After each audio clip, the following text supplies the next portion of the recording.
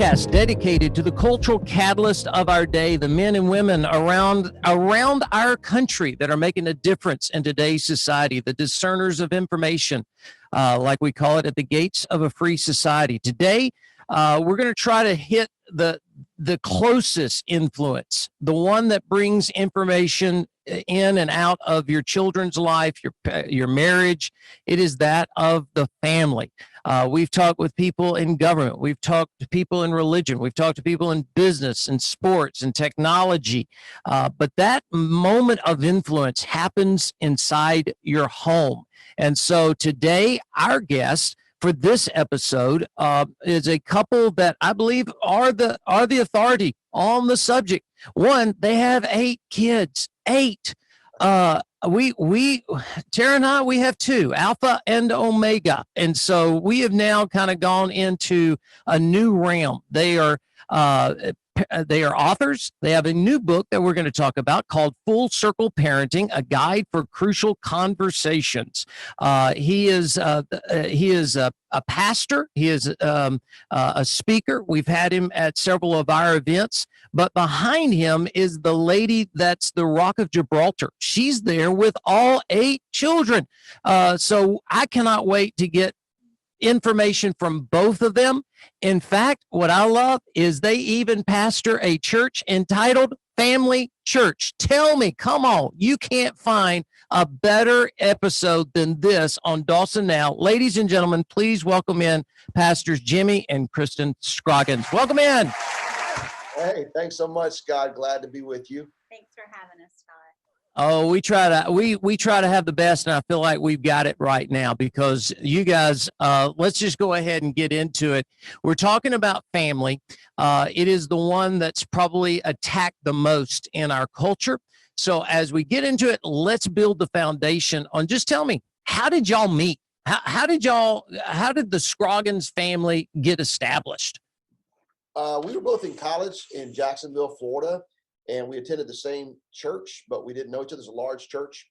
And all the college students on Sunday nights used to go out to a restaurant, a really fancy restaurant called Ryan's Steakhouse.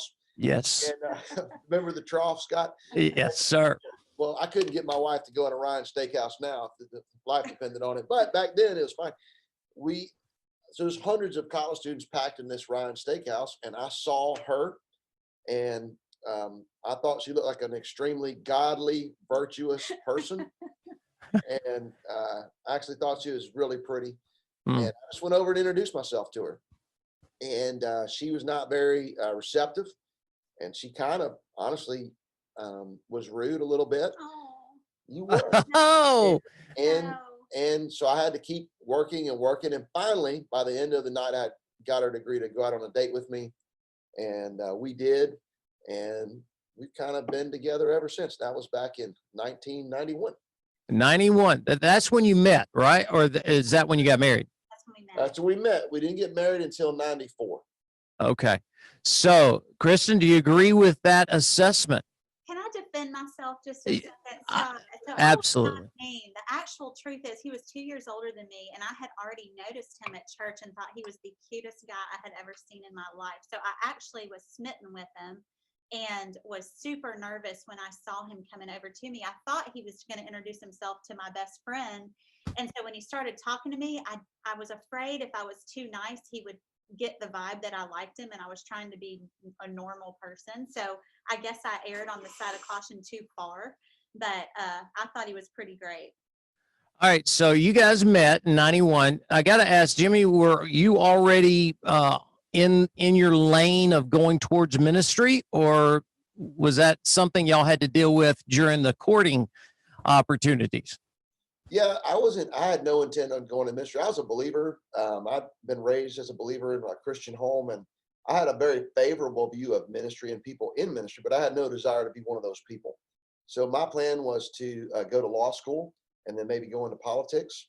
And that's what I was working towards at the time. But one of the things we did together when we started dating is we actually taught a class of middle school kids on Wednesday nights.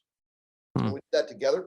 And that's one of the ways we kind of fell in love and learned a lot about each other and started doing ministry together. And through that process, I think both of us just really felt like, maybe this is something that God is calling us to do. And it wasn't until I was about to graduate from college that I finally said, you know what, I think I'm going to go into the ministry. And we started making plans to change the direction. Mm. So you guys you went into ministry, and I'll go ahead and say, for those that are listening or watching, you're probably going, okay, we got a professional here. They're, surely they're the ones that are the authority on marriage and family and all that kind of. Let's dive into that, because most people think that if you're in ministry, it's just all put together, never a problem. Their children come out of the womb singing the Hallelujah chorus, and all of that is just going on. So, but that's not the case. So, you were a youth pastor, trying your best to reach a community, but you got to balance that in the home. Just like if we're speaking to someone who's a sales manager, someone who's a traveling salesman, you still have to have that balance. Give us some of the how was the balance for the family life? So, Jimmy likes to say when he's preaching, and I agree wholeheartedly, that, just being in ministry does not make you superhuman. You still have a real marriage, and you have real kids. And we are, two sinners that have gotten together and made little sinners. And now some of our sinners have grown up to produce little sinners. So it's a real marriage. But what we do want to do, and we have since we got married, is we want to live our lives for Jesus. And so we just decided a long time ago that we weren't going to try to project a perfect image, because that's about self and it's unattainable. But we were just going to let people into what we were doing, mess and all, and just try to encourage people to know and love God along the way. And so one of the things that Jimmy has done, I will say, Scott, we do not have perfect kids. We've had all kinds of parenting issues, but one of the things that is true about our kids is they have a favorable view of ministry. We have no illusion that all of them will go into full-time ministry, but our goal was to raise kids that at least felt good about it. We didn't want to have the preacher's kids that hated God and hated the church. And we attribute that to a lot of things. One is that, our church is wonderful to our family, and we're grateful for that. We've got some great staff members that have poured into our kids, and we attribute it to that. But honestly, for me, one of the greatest things that I see that has helped our kids not be callous or, off put by ministry is that their dad has done a great job of balancing home and church. And that has been such a blessing to me as a wife and a mom to watch that. And so they don't feel like they have had to be replaced by the church or share their dad in an unreasonable expectation. But we kind of feel like the Scoggins family is in this ministry together, even though part of how that is, we've stayed at home a lot. So Jimmy is released to go and do, but when he's home, and he loves being home, and he loves going to the kids' ball games, and he's always asking what he can do. He'll come home late at night and tutor kids at the table in Algebra 2, and he's just in the game both places. And we appreciate that. And because he's that way, we freely can release him to do the things that God has called him to do outside of the home. I'm impressed you can do Algebra 2. I'm just being honest with you. Scott, he's a brainiac. He can do it that's all. as high as I can go. Don't give me the pre-calc. He can do Algebra 2, but he can't count strokes on a golf course. I don't understand how that happens. But anyway, that's a different story. So, there is my favorite class in college was nonverbal communications. And I'm going to bring that to you guys because I think in marriage, it's love and respect. Husbands really need respect from their spouse. They both go both ways, but for the most part, husbands need respect and women need that nurturing, that love. And the way you can pick up on that is how you look at each other when the other's speaking. You're not looking with disdain. You're looking with admiration and nurturing. I mean, it's just so cool to see it play out before us on the screen. But I want to dig into the prodigals of because a lot of parents deal with children that are going through issues, and then they beat themselves up by trying to hide it, trying to sweep it under the carpet. But you're very open that you've had those situations develop. what are some practical ways to deal with prodigal situations? Well, um, of course, the number one thing to deal with prodigal situations is you better be marriage centered. And so we were taught that as a young couple, that your marriage needs to be the number one human relationship in your life. We've taken that to heart. I do think the Bible teaches that. Mm-hmm. And so one thing we've tried to do is make sure that this relationship is right. And so even if one of our kids or some of them are kind of going off the rails at the moment, this relationship is solid, which gives us a safe harbor together, a place we can pray, a place we can talk, a place we can vent, cry, whatever is right here. And our kids know, even if they go to the far country, there's a place for them to come back to that's got a mom and a dad that care about them. I think, Scott, too, some of the shame in parenting and the urgency to cover things up is when we have our priorities out of order. So we cover things up when we're embarrassed about them, and we're embarrassed about them sometimes because the sinfulness in our kids' lives or the waywardness in our kids' lives doesn't go along with what we are wanting to project, which is usually about ourselves. Mm. So we can take ourselves out of the situation and really see that the sin that our kids are struggling with, it's not a battle between mom and dad, but it's really a spiritual battle that mom and dad need to link arms with our kids about, even if they don't necessarily want to at the time, and help them recover and pursue this relationship with the Lord. And so we just decided our kids are not going to be perfect. And so we're not going to act like they're perfect, but we also want to always have a lifeline out. We say that God stays in the game with his people.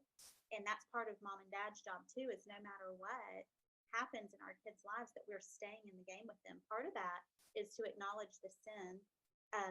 You lift up God's design and acknowledge their sin and brokenness, but there has to always be this restorative component to our conversations and our emotions and our feelings with our kids. And that takes a lot of the embarrassment and shame out of it when we realize this isn't about my child and me. This is about me pointing my child to God and his goodness in their life. Mm. And I know for those of you who are listening, watching, we're going to get into all aspects of parenting, but the reason you've got to hone in on the husband and wife, the mom and dad, because if you get so wrapped up in your kid's life, the tragedy becomes a husband and wife with kids eventually become mom and dad who are just married. And then when the kids move out, there's really no relationship. So you've got to hone in on that. Dave Wilson does a great job with the aspects of marriage. He calls it redo. He talks about romantic, there's romance, and then there's excitement, then there's disappointment. And that O is so important because it's at that point you either overcome or it's over. So as we're dealing with the Christian home, how do you guys, before we get into the book and before we launch out into children, I got to ask, with 8 kids, how is it that you still have Jimmy and Kristin time? I just think we've never stopped. So we've just been committed to that all the way through. I'm not saying it's, we've been married a long time, so there's an ebb and flow to everything. Even our connection has its ups and downs from time to time, but the truth is, I had Kristin before I had any of those kids, and one day they're all going to be gone and I'm going to have Kristin. And so this relationship preceded all of them, and this relationship will be here when they're all gone doing their own thing. And so we just had to make sure, and our kids know that. Our kids know we're going to have time together. We're going to go out to eat. We're not taking you, and we're going to go in the living room and watch a movie, and y'all go play somewhere else. And we got a lock on our door for a reason, and we're just going to make sure we're going to have time together. And I think we've done that really our entire marriage. Well, I think we make time for the things that are really important to us. So if it's important to work out, we make time for that. If it's important to travel, we make time for that in our lives. And I think what we have to do as married couples is that has to be a priority. And if it really is a priority, we'll find the time to do it. Even when the kids were really little and we had no money and couldn't afford to pay a babysitter, we still would prioritize time together. So we would make sure that they were in bed a little earlier that night so we could share a bowl of ice cream on the couch and just have a good time watching our favorite show. It doesn't always have to be expensive or time consuming, but just the thought that we're always on each other's minds and we try to communicate that with each other. And honestly, Scott, I think it makes us better moms and dads when we're able to do that, because it provides this sense of safety and security with our children when they know dad's going to take care of mom, mom's going to love and respect dad, and it just makes everybody feel like they know they're in their lane, and that's a good thing.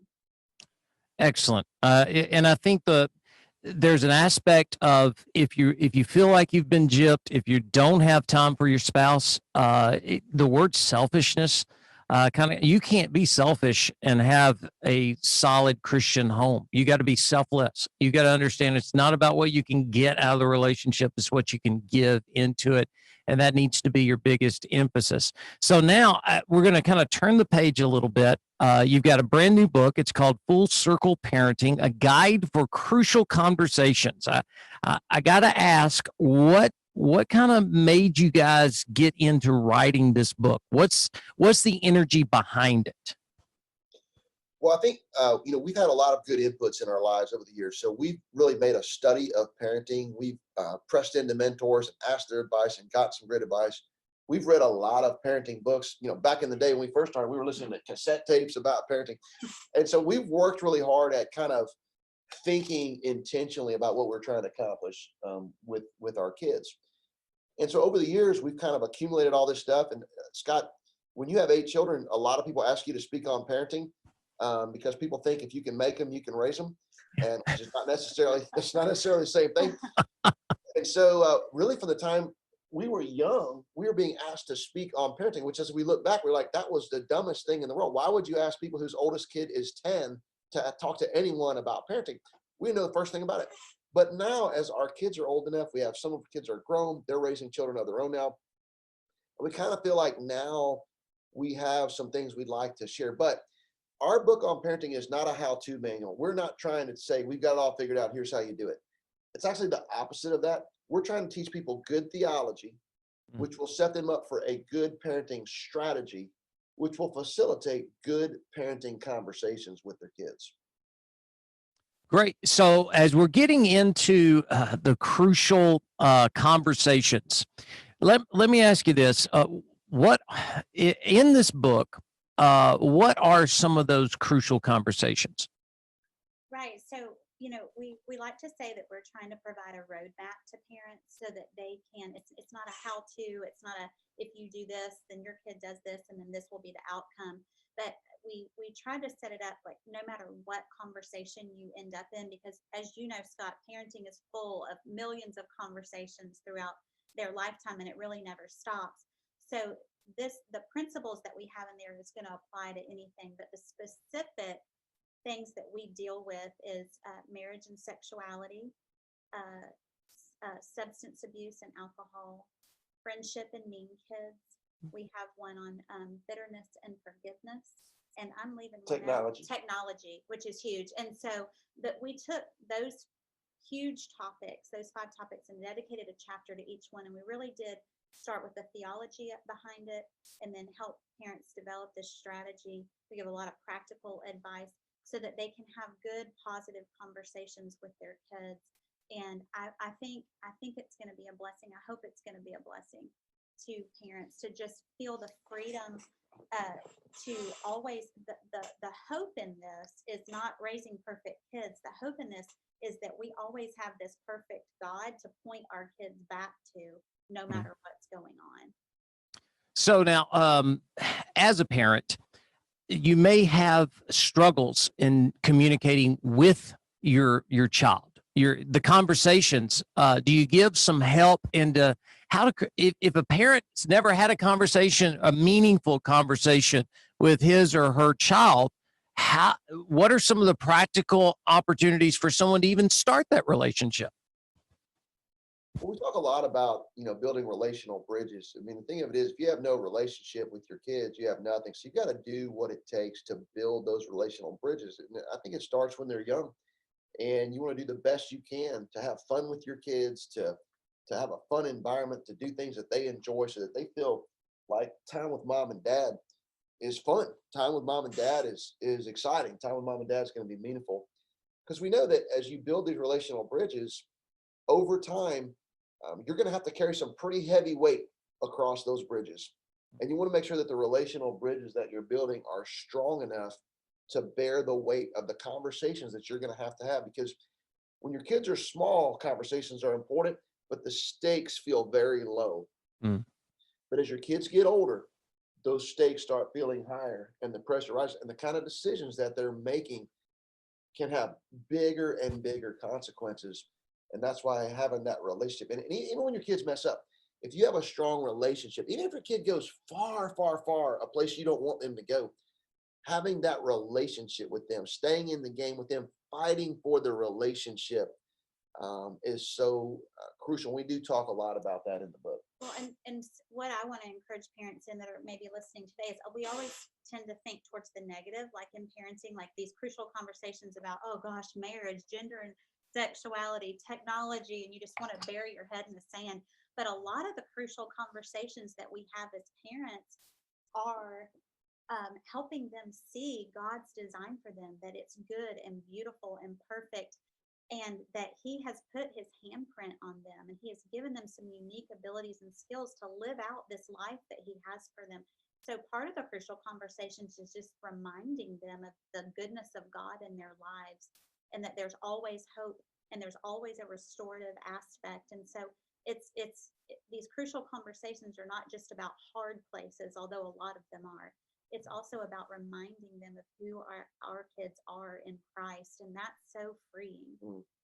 I have to, I love this concept. I had a friend probably 20 years ago.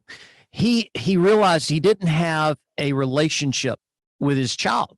And so he just wrote out in a notebook questions he wanted answers, and he didn't know how to start it. So he just kind of busted into the room one night and said, we're going to start a conversation. And he just asked the questions, and he just paused. And he said the first night it was complete silence. The child didn't open up. And he said the second night he came in and he got one-word responses. It wasn't until about a week later that he came in, asked the same questions, that his child started opening up in front of him. And so what you're doing is, for those of you who are listening or watching, you may not have that relation. You may never have gotten down deep past the ball game, past the latest on The Bachelor, The Bachelorette, and gotten into these deep issues. I don't think we expect our children to open up the first night. If you do, wouldn't you say they're going to be disappointed? It takes time to build a relationship. It does, and there's such an ebb and a flow. So we like to say the tide rolls in and the tide rolls out. And that's true on every relationship. There's going to be times when you feel closer as a family than you do at others. And you just got to be willing to kind of ride those waves and to fight for it. Like what you're describing is so powerful. That dad just making up his mind, I am going to have a relationship with my kid. Even if the kid thinks you're kind of a dork dad, at least he knows I got a dork dad, but he tries. Instead of I have a dork dad and he doesn't care. And so what a great thing for that dad to be so intentional, I think.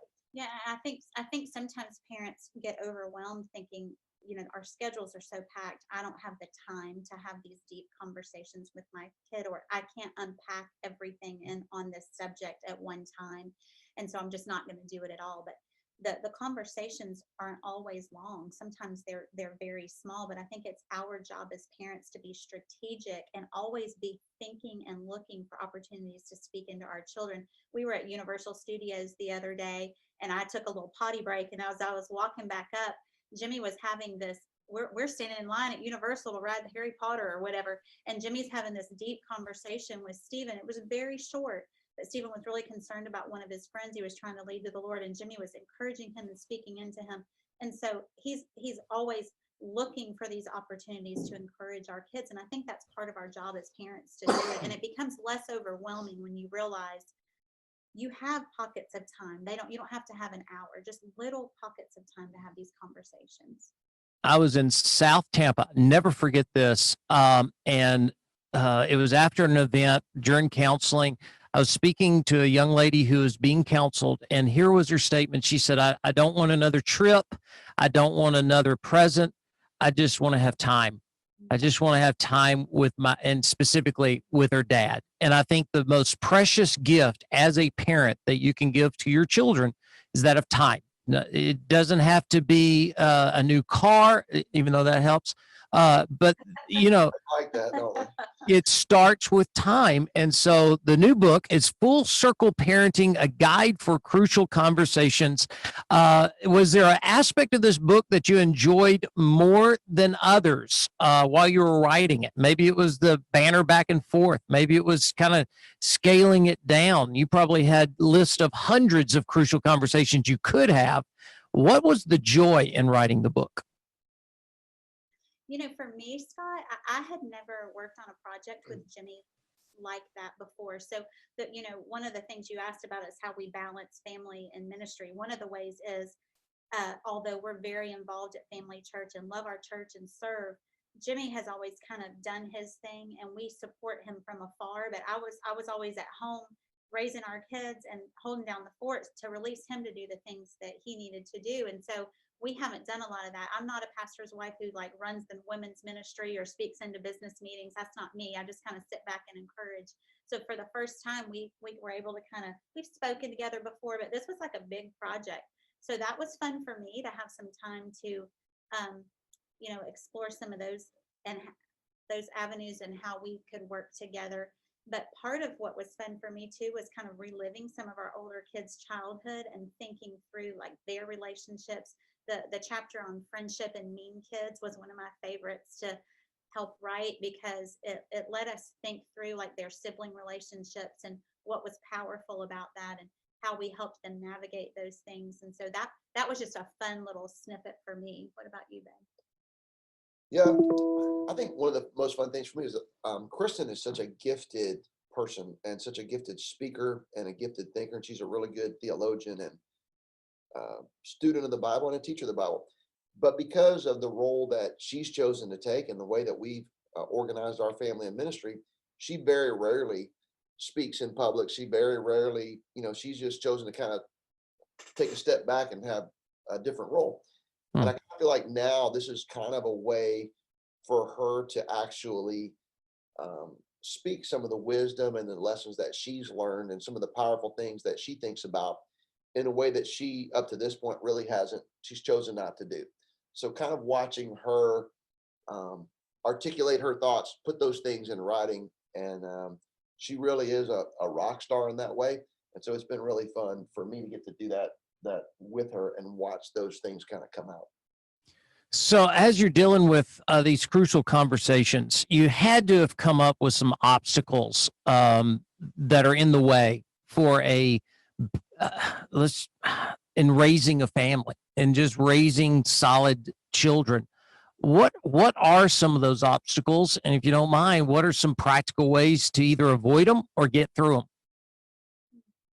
I think some of the main obstacles, obviously, you got sin nature. That's kind of a big problem. Yeah, it's a big one. That's a big one. And that's at the root of all of it. That's why we say good theology is so important. If you have a good theology of sin, you understand the gravity of sin and the pervasiveness of sin and the lifelong struggle that we have with sin.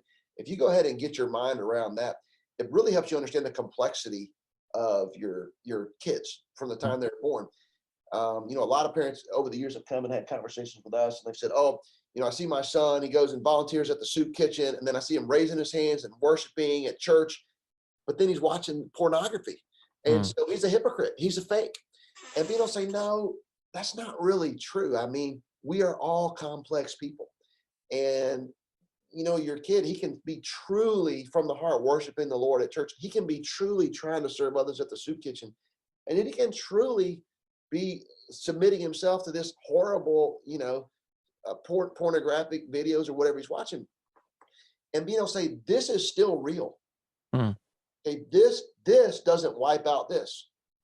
And yet we don't gloss over the sin. We've got to deal directly with sin. So I just think thinking in that way helps parents the most. And I think that's been a big part of kind of how we've thought about our kids as they've worked through different issues and as they continue to work through different issues.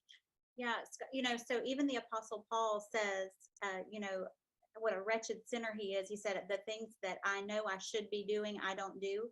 And the things that I know I shouldn't do, I'm doing those, and what a wretched sinner I am. And so we have good company in being complex with the Apostle Paul. But Yes. I do think, one of the big obstacles in parenting is exactly that sometimes we give our kids unintentionally a false gospel, because we talk about God's design and brokenness and repentance, but then we think the circle stops there, and that, they recover and pursue God. That we don't talk to them about the recovering and pursuing of God's design. This whole idea about God's design, sin and brokenness in the gospel is more than just a one-time salvation event. This is the cycle that we experience as Christians over and over again. And so as we can help our kids see the complexity in their own lives, it helps them be better forgivers to other people, because they begin to see that in others, and it helps us stay in the game with our kids, like we talked about earlier, because we know that no matter what they get involved in, no matter what they see on a screen, no matter what they experience in a relationship, that if they will come back to the Lord and repent, He is going to restore them and use them in a great way. And that's such a freeing concept for a parent to understand, because we don't have to ride the waves of our kids' emotions nor their sinfulness or peaks, that we just provide this stable, gospel-filled, restorative message to our kids, because we really understand this idea of complexity. In this day and age of being in a pandemic, releasing a book, I have to tip my hat to you, going, congratulations, but wow, it's hard to get the word out. There's no conferences going on, conventions aren't going on. Two things: one, how are you getting word out about your book? And then two, how do people get your book? You see how I set that up, but it's Thanks, Scott. because one of the ways we're getting the word out is just doing things like this. So we'll get on podcasts and try to do the best we can to put it out there. We have a great marketing team at Robin and Holman B&H Publishing that is working hard on that. And Scott, we so appreciate you having us on. And we actually believe this book could be very helpful to youth pastors and pastors as they work with parents in their churches. And this would be a great thing for a group of parents of teenagers or parents of elementary kids to go through. And we think it would create incredible conversations among parents. So we hope that youth pastors and pastors will make use of it in that way. But the truth is, Scott, the way we do our publishing, this is a family church resource. So our church owns the copyright to it. We actually don't get paid any advances or royalties for it. So we're not here stumping to make a buck. All of the money that comes to this book goes straight to our church to use it for missions. And that's kind of what we're in this for. So we're trying to help parents, trying to be a blessing the best that we can. And we really appreciate you. So if you want to get the book, there's a website if you want to learn more about it. It's called fullcircleparentingbook.com, fullcircleparentingbook.com. And you can pre-order the book or order the book on Amazon or any places you normally buy books and materials. I love the suggestion, because if I was a youth pastor or a pastor or a Sunday school teacher of married with kids, this could be something you could walk through on a weekly basis, kind of walk through and setting them up for the discussion that's about to take place. Because again, a lot of parents are like, I don't know if I want to go down that road of marriage and sexuality, identity, and etc. So it helps when there's power in numbers, if you will. So as we're closing this down, I guess to me finally, what would be your challenge to parents who are raising children in today's society? Well, Scott, one of my big challenges is that mom and dad, be stable and secure in their personal faith and relationship with God, because that has to be central to what they're teaching their kids. And so it's as they see this life that mom and dad are living before them, that backs up all of the teaching that they're giving their kids. And so my encouragement would be to have that vibrant relationship with the Lord personally, so that you can, out of an overflow, teach your children. But then also, I've said it twice now, and I'm going to say it again, just to encourage parents that no matter what, stay in the game with your kids. Do not throw in the towel. Don't let them feel like because of the sin that they find themselves in that they're done and that it's over. Always give them a lifeline back to the Lord. Yeah, and I'd say moms and dads, just to push that down the field a little bit further, moms and dads, God's not done with you yet either. Yeah. And no matter what's happening, whether your kids are little tiny kids or if they're getting older, if you have adult children, God still has a voice for you and a place for you. You are ordained by God. You have the anointing of God to be the parents to your children, and nobody else can be your kid's dad but you. Nobody else can be your kid's mom but you. And so that ought to give you a sense of confidence, because if it's God's will for you to be the parent to your kids, you know that God's will is always possible.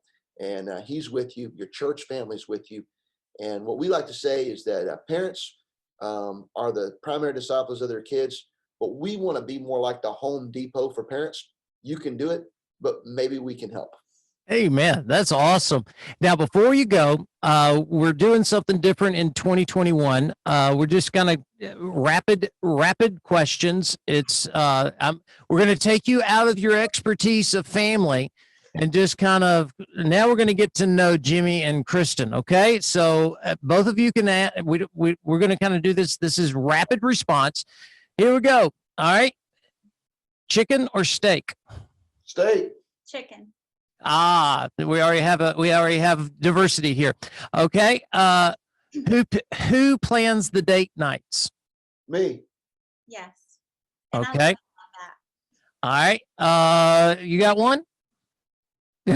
I'm throwing Will for a loop here. All right. Beach or mountains? Beach. Because you're in South Florida. And you lived in the mountains. You were in Kentucky for so long. All right. Okay. Well, okay. AMC's about to open back up. Do you go out or stay in? Go out to movies or stay in for Netflix? I know for the last year. I'm talking about for the last 10 years. Come on. Well, in the last 10 years, I'd say we go out. But now I say we stay in. Now we've decided staying in is the thing. You know what? That is true. Everyone's liking staying at home now. One final one I got to ask. Here we go. Are you Florida State, or Miami? Oh, man, none of the above. I'm a Georgia Bulldog fan. True and true. Louisville Cardinals for me. Oh, gosh. Well, okay. Louisville Cardinals, famous words, wait till next year. Georgia Bulldogs, great season until November, then we choke. Anyway, but that's just how we are. Hey, Roll Tide for you, I'm sure. Yes. The tide goes in, the tide goes out, but the tide always wins. Anyway, it's called Full Circle Parenting, a guide for crucial conversations. Pastor Jimmy and Kristin Scoggins get it. I promise you, you'll not be disappointed. Wait just 1 second. We'll be right back. You're listening to Dawson Now.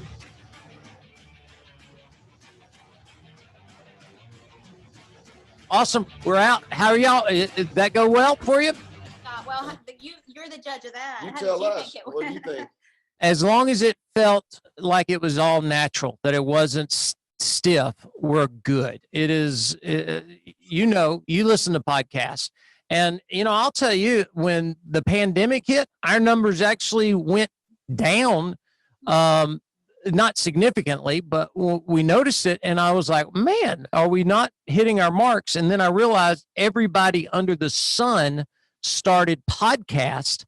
And it wasn't a whole new generation coming to discover podcast. It's the same audience. It's just spread out. Right, man. But here's what we realized. They started podcast. They're not continuing podcast because it is like your Sunday sermon. It is every week. You got to bring it. So numbers are back up to where we were post-pandemic. But I was one of those expecting it to explode during the pandemic. And it just didn't happen. So Anyway, I hope it helps. We'll get word out. We will do our best of our ability, and we'll get those copies for our fellows. We'll order those through fullcircleparentingbook.com. Thanks Hey, so much, Scott, thanks for having us on, man. Our Yeah. appreciation for you as an evangelist, as a husband, dad, and just somebody who's involved in the public conversation. Man, my admiration for you and all of that is genuine and heartfelt. And I don't know what there would be if there's anything that we can ever do to partner with you or be a good friend to you. Man, don't ever hesitate to call on us, because there's just not that many people who have been able to be in the game as long as you have, with integrity and hold on to the truth, and to do it in a winsome way and with a smile on your face and a twinkle in your eye. And boy, you model that so well for all of us. So thank you for who you are. Thanks, bro. I appreciate you joining our advisory. I promise not to be a burden to you. Oh, man. Again, That's easy. I'm excited about it. Scott, I believe in what you're doing, man. No one else gives a crap about youth pastors right now in the world. I mean, no one cares about them. No one's even trying. All the people who used to be youth pastors are now church planners, and no one even train. There's not even nobody's training youth pastors. Like, it is a crime. And so any way that I could be a part or help you, I have a big heart for youth pastors. I know you've mentored so many of them. In fact, I wasn't blowing smoke. Your message in Pigeon Forge about how to stay in youth ministry and the practical applications, I tell everyone that is the message every youth pastor needs to hear. So thank you. Y'all have a great day. Thank y'all. Congratulations. And man, blessings on that book. See y'all. See ya. Bye.